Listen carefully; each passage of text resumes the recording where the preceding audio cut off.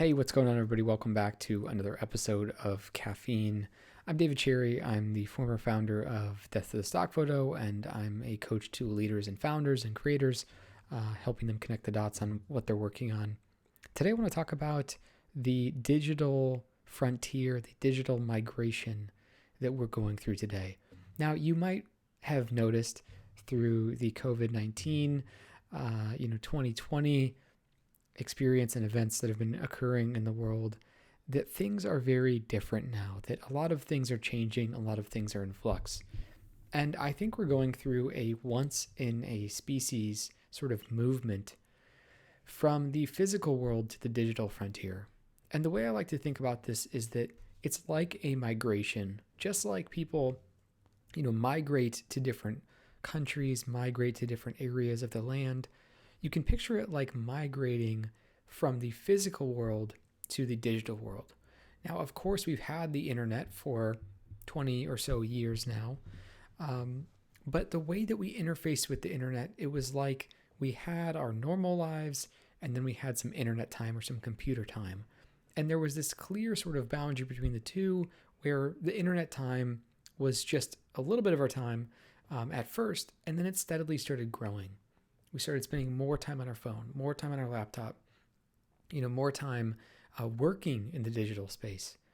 And I believe that COVID-19 and everything else that's shifted because of that has signaled the dawn of a new era, a digital migration, where we are now living online. We're spending most of our lives online. And our physical sort of world and our physical presence is maybe secondary with the amount of time that we're spending. And I'm not here to talk about whether or not this is a good thing or a bad thing, but what I want to discuss today is more so just that is what's occurring and what that actually means for you, for creators, for people who are exploring what their work looks like today. To me, what that means is we all need to go through the process of learning to navigate the world as it is in a digital space, meaning this digital world has different rules. It has different norms. When you go on a social media network like Twitter or Facebook or Instagram or YouTube, they have their own feel to them. They have their own norms. They have their own rituals. They have characters that maybe you begin to follow and associate with. And they have, especially on something like TikTok, they have a language almost that's built around it. And that's the way that most things are moving today. Commerce, work, remote work, media, content, connecting with other people. All of these different aspects of our lives are happening online. These videos that I create, the Zoom call that I have, these are digital ways of connecting.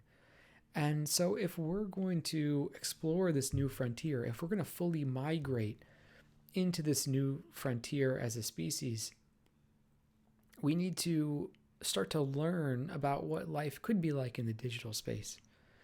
And the beautiful thing about the digital space is it doesn't have all of the same rules as before. You could have 1,000 people on a live stream. That would be very difficult to get 1,000 people to a room together, but yet this happens on Twitch constantly. Of course, there's downsides to this. There is cyberbullying, there is filter bubbles, there's all sorts of aspects of like that. But my question or my thought to sort of share with you today is, how are you sort of how are you adjusting to this migration?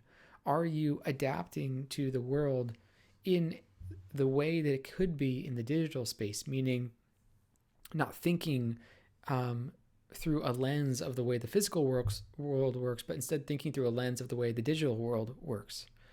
Understanding the scale of the internet, understanding how media can be passed along the internet, understanding how connection can happen on the internet. All of these things, and I keep using this phrase in these shows, are becoming unbounded. Education is becoming unbounded. It used to be a 4-year period of time. Now it's your entire life can be focused around education. You can be learning, taking classes, watching YouTube videos. You can be constantly in school. Whereas before in the physical space, because of the physical constraint, it was very bounded.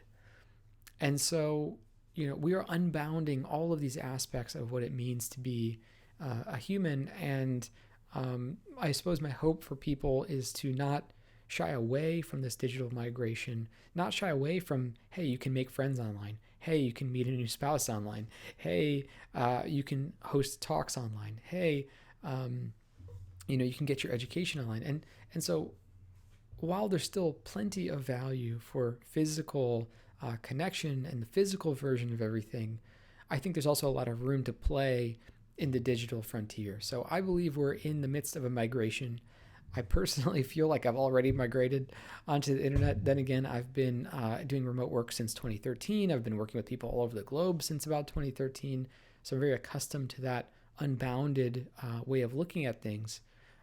But yeah, just not to shy away from it, and instead to embrace this this migration that we're going through, and maybe to understand that if things are feeling a little bit up in the air or difficult to navigate, that this could be part of it. So let me know what your thoughts are. Do you feel like we're going through a mass migration onto the internet? Maybe you feel like you've always lived online.